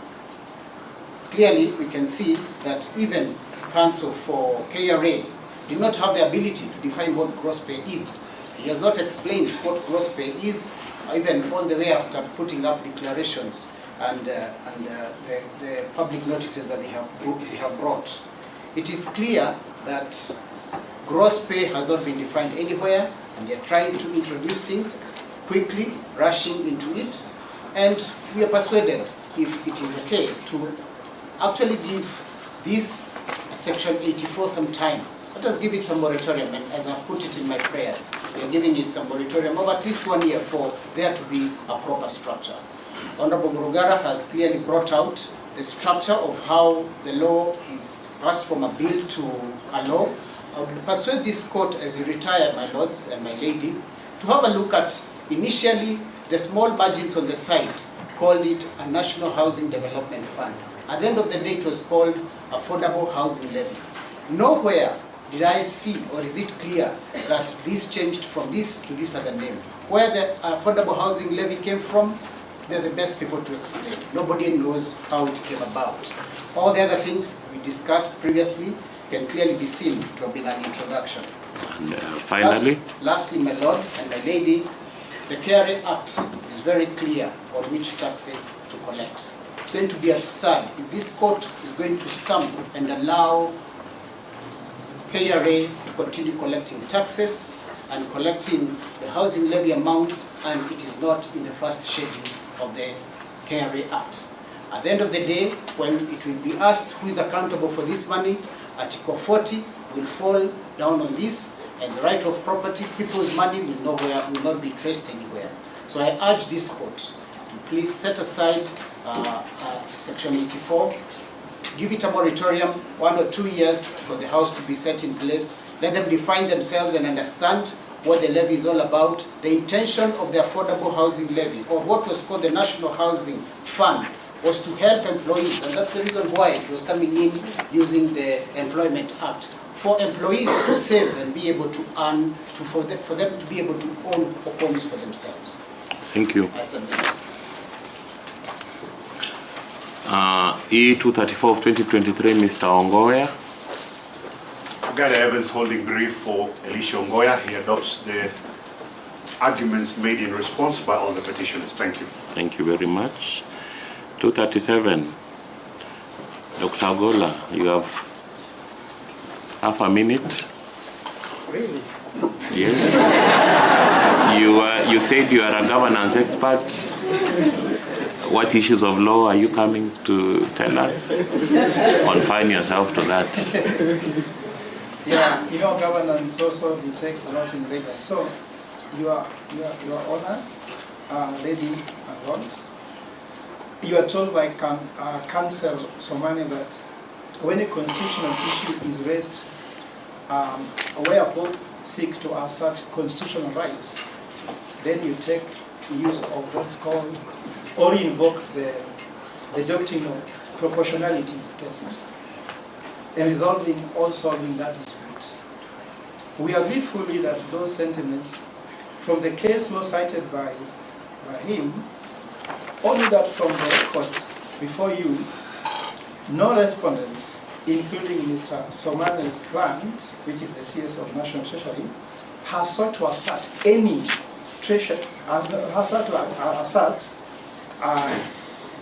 any of that as any fundamental freedom that has been violated there. In any event, the only way the respondents could have executed theirs was filing a petition or a cross petition, which none has been filed by the respondent. The proportionality test he invites you to rely on is therefore not applicable as far as we're concerned. It is Articles 19, 20, 21, 22, 23, and 259 of the Constitution of Kenya 2010 that should guide you, your Lord. You are told also by CS Muragure, the chairperson of SLAC, Murugara, you see now, that's not governance. That there exist procedures for resolving and solving the dispute before you, which he termed as a tax dispute. The dispute that is there is before you is far from being a tax dispute, capable of being resolved under a Tax Procedure Act. It's a constitutional issue which you draw jurisdiction to hear and determine the instant petition by means of the Articles 165, 3B of the Constitution of Kenya 2010. Also, the submissions of Counsel Miller that you have no power to challenge the concurrence of two speakers, whether a bill concerns county governments, which is his submissions, he says, you are prohibited from assuming jurisdiction over. I challenge that litigant with the two quick responses. The Canadian case he cites to invite you to uphold his submission is not binding upon yourself.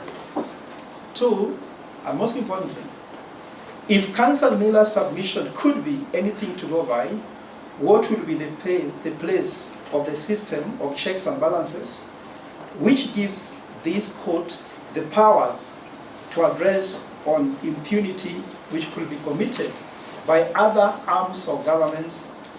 And lastly, Your Honor, Lady and Lord, it's my submission that listening to all the responses to the petitions we put, that they have not really addressed what I talked about, the issue of purpose and effect.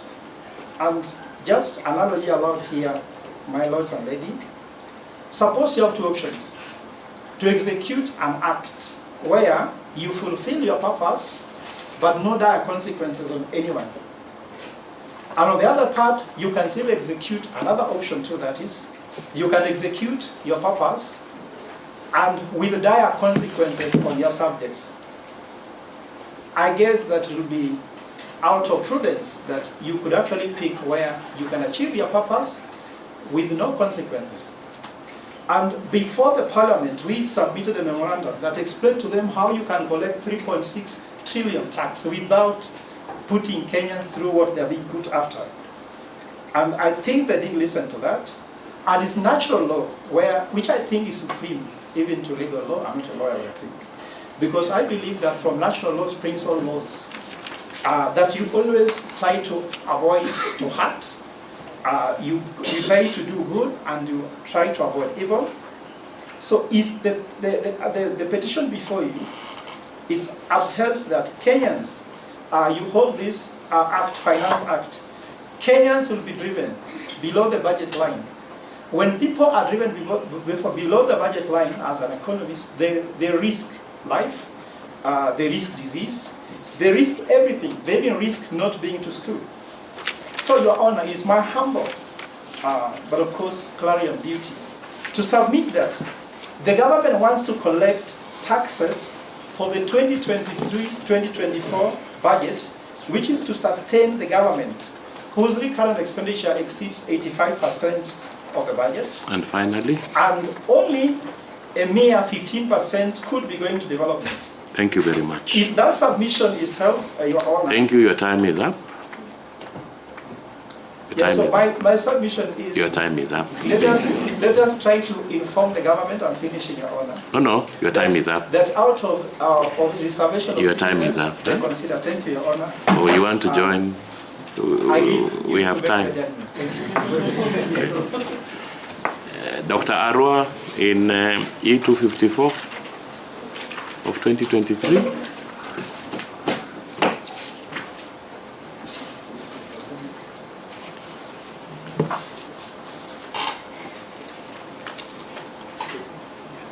You have a minute. Not in the maybe for the thing for more than a minute. No. You have a minute. I told my beloved that I'll be here till 8. No, we are releasing you early, so you have a minute. My lord and my lady, Mr. Otieno from, sorry, I'm Miss Adunga for the petitioners. Finally, there's a lady. Sorry? Finally, there's a lady before the bed. So we can add you another minute. Thank you for that consideration. Mr. Otieno from KRA was very emotional about his lecturer failing to address the issue of rationale behind the introduction of the provisions which we are challenging. And he did indicate to you that the purpose of the introduction of the provision which we are challenging was to promote the local market. My lord and my lady, you will note that the rationale which has been given to us today is coming too late in the day. That rationale was definitely not a consideration at the time when the impugned provision was passed and accepted by the departmental committee. the provision that we are challenging was introduced by Sanabil. And at page 249 of the report of the departmental committee, where Sanabil's submissions are captured, you will see that Sanabil did not provide any rationale for that proposal that they made. You will also note that the departmental committee did not provide any rationale for accepting that impugned provision.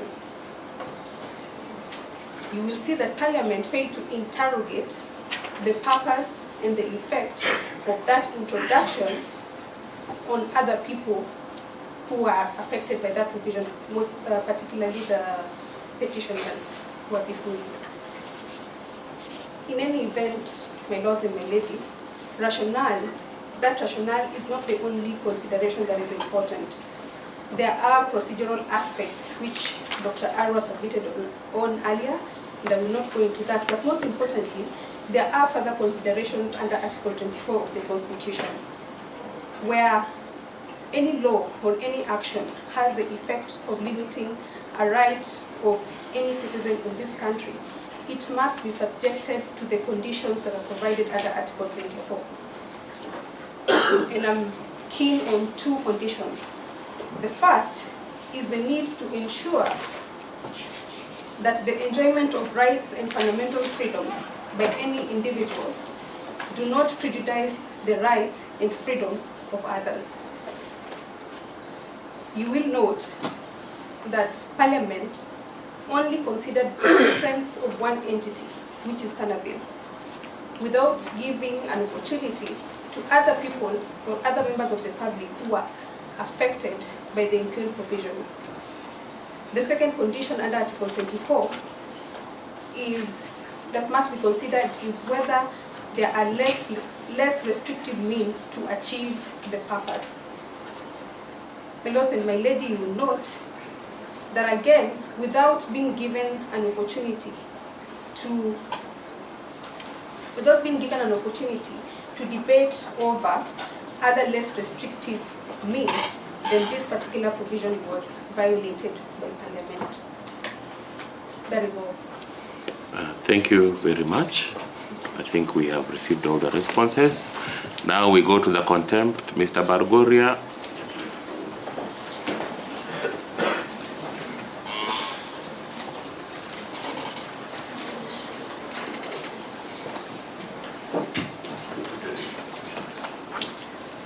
Mr. Issa, you have 15 minutes. Thank you, Lord. My name is my lady and lords. My name is Mansour Issa. I appear with my learned friends, Mr. Hassan Noura and Mrs. Ahomo from Zimbabwe, Korea. Lord, we have filed a replying affidavit to the motion. Lord, we have served Mr. Daniel Kipto Bargoria has sworn an affidavit. Lord, it's dated the 11th of September 2023. And Lord, we have filed our list and bundle of authorities. Lord, in response to the application, I wish to address three issues. One is a factual background to the motion by the Honorable Okia Omtata, Senator for Busia. Lord, my client, on behalf, discharges a statutory function. As Director General of the Energy and Petroleum Regulatory Authority, established under the Energy Act, Section 10 and 11, it is a regulator, it's governed by law, and it has a statutory mandate under the Act. Well, on the day the President, His Excellency the President, assented to the Act, on the 30th of June, on the same day, as required, my client discharged the statutory mandate of computing, because there is a statutory obligation to notify not only the consumers, but as well as the marketing under the petroleum pricing regulations. It released a press release in accordance with the Finance Act. Otherwise, this is important is that at the time the press release was released, no orders had been issued by Her Ladyship, the Honourable Lady Justice Mugure Thande. That is critical. So he discharged the statutory function. He communicated an addendum on the maximum wholesale and retail petroleum prices that had been released previously on the 14th of June. So what is my client being accused of doing? What he did was to discharge the statutory function to notify all consumers what the new prices would be under the new Finance Act that had been assented to, which was law, and at that time had not been suspended. And Lord, when you retire and look at our first annexure, that press release, my Lord, has two annexes, 1 and 2. Annex 1, and it's very important when you look at it, it sets out 234 towns in this country, where petroleum stations, 223, where you have petroleum stations and operators. And for each of those towns, there was a maximum pump prices for the 3 products, super petrol, automotive diesel, and kerosene. This was for protection of consumers, so that if, let me start with the first one in Mombasa, you go to any petroleum station, you know the maximum pump price that you are obligated to pay under the new Finance Act. That is a statutory obligation. But what my client is being accused of is efficiency. This is what civil service should be. That as soon as the act is passed, you notify the public. The problem in this country has been public servants are being accused. You take judicial notice that the cabinet secretary has been attending at Nyayo House to ensure there's efficiency in that department. That not the same with Mr. Bargoria. He dispatched it to all through electronic media and to the media houses the same day the act was passed, and this was to affect 14 days because these prices are reviewed every 14 days. So what he did is he set out with precision each and every town where there are petroleum dealers how much these products would cost, so that no one can pay more than what the price increment under the Finance Act would be. Well, at that time, Lord, you'll see it start from Mombasa all the way to Nansiongo in Kisii. That is all that he did. And 2, Annex 2 shows the maximum petroleum wholesale prices that would be charged in the 5 areas where where the dealers buy these products. That's in Mombasa, Nairobi, Nakuru, Eldoret, and Kisumu. Lord, on the same day that he dispatched this petroleum, the new release and addendum to something that he had already done on the 14th of June, on the same day, Her Ladyship issued her temporary conservatory orders as she considered the petitions that are before you today. At what time was he served? Once again, I say he's a very efficient worker. He was served at 11:18 at night by the Honorable Ontata.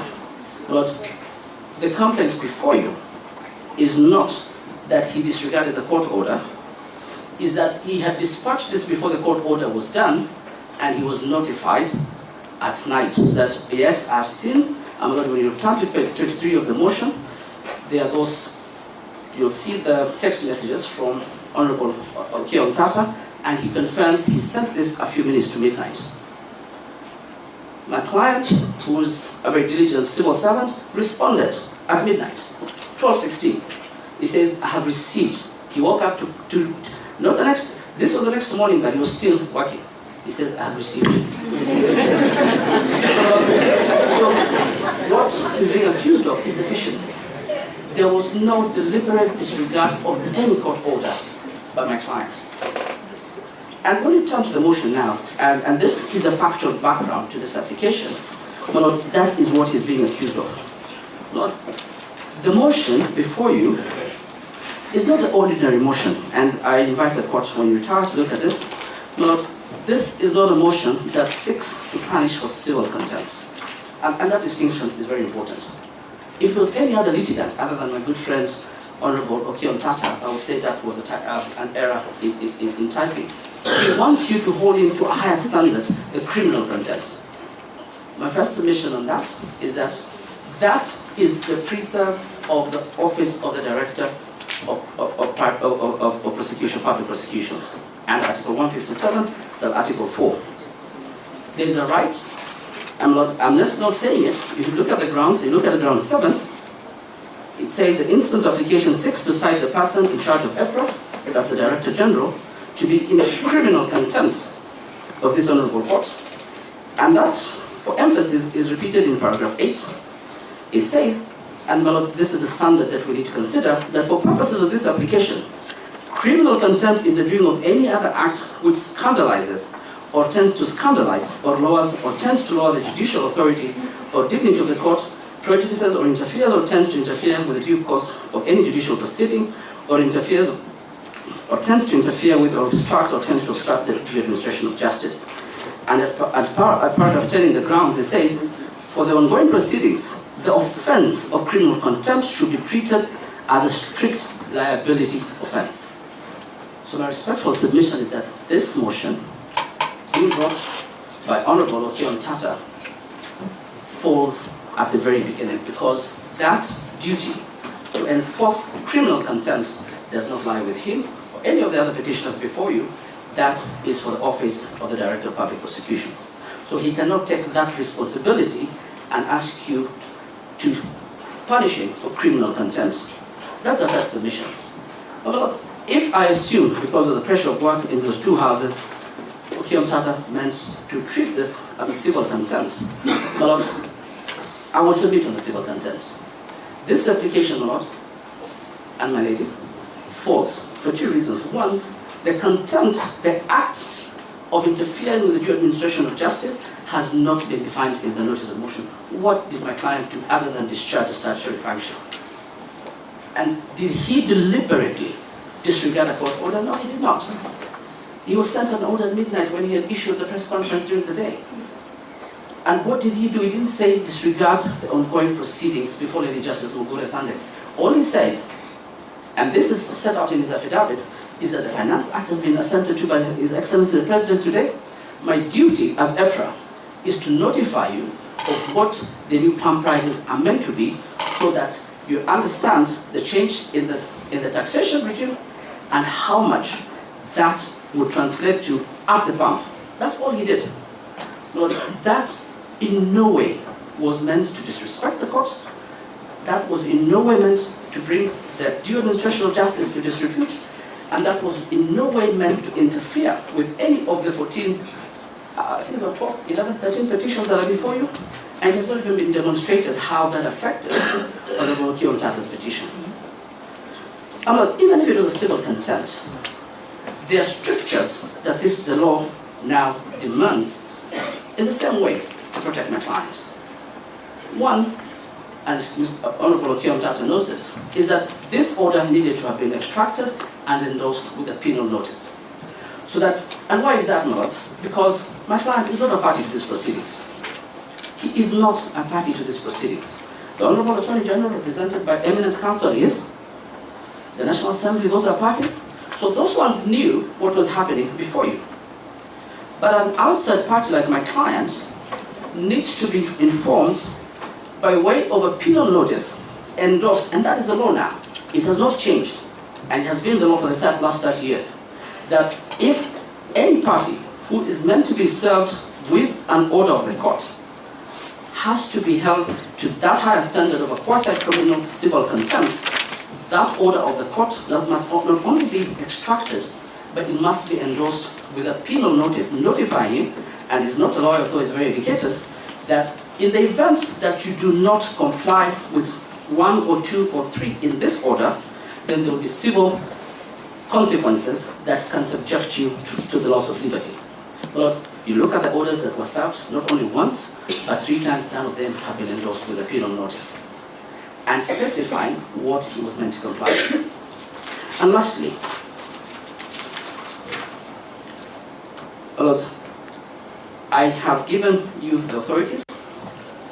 Lord, in a matter like this, where a client like mine who is discharging a statutory duty, there is an accusation that there was deliberate disobedience of a court order. Well, it must be demonstrated. And why am I saying this? It's because the petition after that was amended. Well, there was no attempt to include EPRA as a targeted statutory authority to these proceedings. 2, there were other applications that were filed. There was no attempt to ask Mr. Barboria of the Energy and Petroleum Regulatory Authority either to revoke the pricings that they had done, because they did not do anything other than say, when the tax is changed as set out in the Act, this would be the new pump prices, because that is the effect of law, and that is because there are 3 components into that pricing. One of them is tax, the other 2 are logistical prices, and the third one is the price at which the petroleum product lands at the port of Mombasa. And that is done on a monthly basis. By discharging that duty, Lord, if the petitioners thought there was a violation of any part of that order, well, there are 2 things that should have been done. One is that the petition should have been amended, bring them on as a party, and then ask them to undertake a specific step in compliance with the temporary order that had been granted. And because that was not done, and because Senator Mutata had abandoned other duties, as we try to consider this application, you note that before the Act had been suspended and the leadership had every right to do that in discharge of judicial duties, it was then reversed by the Court of Appeal in the discharge of then the constitutional mandate. So, Lord, we are aware, so that computation that had been given was done in good faith, and it was then restored by the Court of Appeal. Because what is being asked for in the motion is that an order be given compelling EPRA to reverse the prices back to where they were in the status quo ante before the Act was passed. But that would be disregarding the order of the Court of Appeal. And as I sit down, I want to make it very clear, my client makes it very clear, as a regulator itself that is in charge of the energy sector, they respect the courts, they have utmost fidelity to the law, and he should not be punished for efficiency. I think that was the only thing, and I'm not asking him to change. I'm just asking him to keep being efficient, because that's what we need in public service. Well, unless you have any questions, we, on behalf of my client, we've come here at being summoned by the court, but we make it very clear we have a lot of respect for the court, and if that publication was done with necessary dispatch, next time maybe he'll hold until the judicial pen finishes writing. Thank you. Mr. Mutata, you have 5 minutes.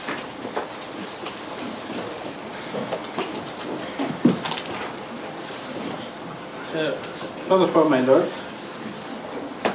the replying affidavit of 11th September was not served on me.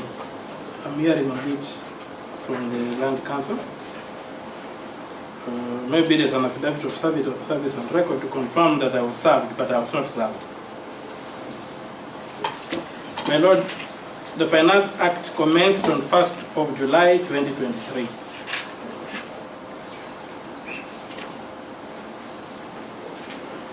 And I notified the party on the same day the orders were issued. In our correspondence, maybe it was not on the, maybe I admit that the order did not have a penal statement or a penal on the name, on the dire consequences, but in our correspondence I did indicate that there were dire consequences to ignoring that court order. I think in the Wambora cases, the standard was set that knowledge of the court orders is enough for them to be obeyed. You don't have to go through all those technicalities for you to obey court orders. The contemnor had enough time to recall that notice that he had issued, but he did not. It was just an email to all these people. He would have just have sent it by the same way he sent it out. Would have sent a subsequent message saying, the court has suspended the Finance Act, therefore, what I issued yesterday does not follow. But until now, he has never done that. He has not done that.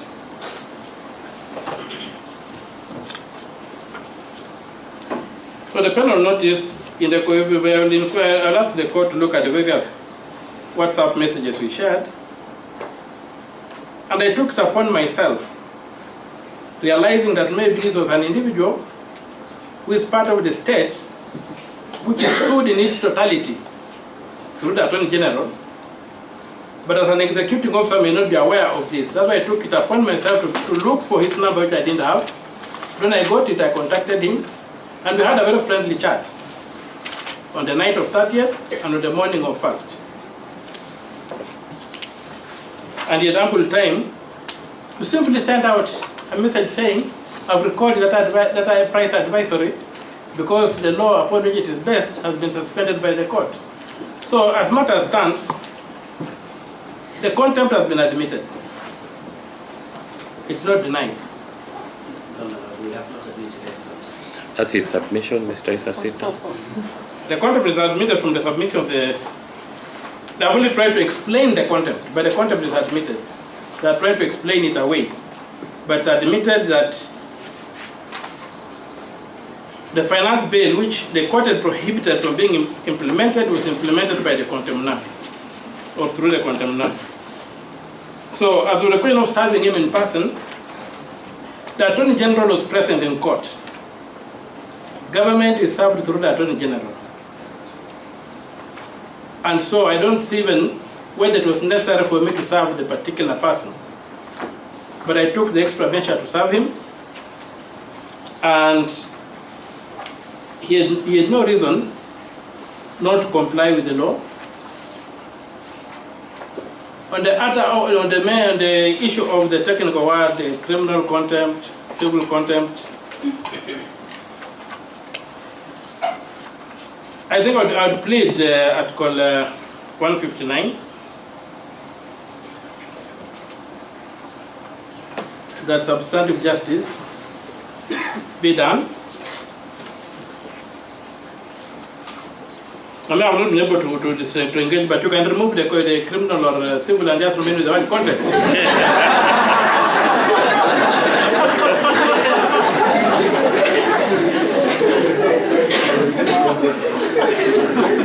And you'll still be contempt of court.